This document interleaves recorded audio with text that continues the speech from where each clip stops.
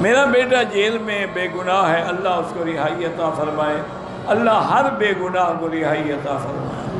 میرا بھائی آج کل تو جیل جاتے ہی بے گناہ ہیں، گناہ گار کہاں جیل جاتے ہیں؟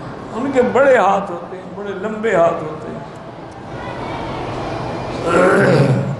وہ ایک صابری صاحب تھے نا جی، جو شاعر بھی تھے بہت بڑے، تو انہوں نے آپ کے ملک کے بارے میں ایک نظم لکھی تھی کہ پاکستان کا مطلب کیا، ہر گلی ہر کوچے میں یہ چرچا تھا، پاکستان کا مطلب کیا، لا الہ الا اللہ، اس لیے بنا پاکستان۔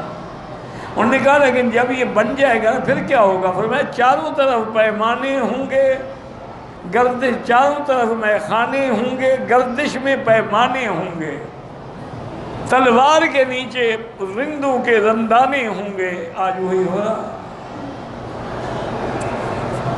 انا للہ و انا الیہ، دعا کریں جو بے گناہ ہیں اللہ ان سب کو رہائی عطا فرمائیں، اور جو حاکم وقت ہیں اللہ ان کو صحیح فیصلے کرنے کی توفیق عطا فرمائیں۔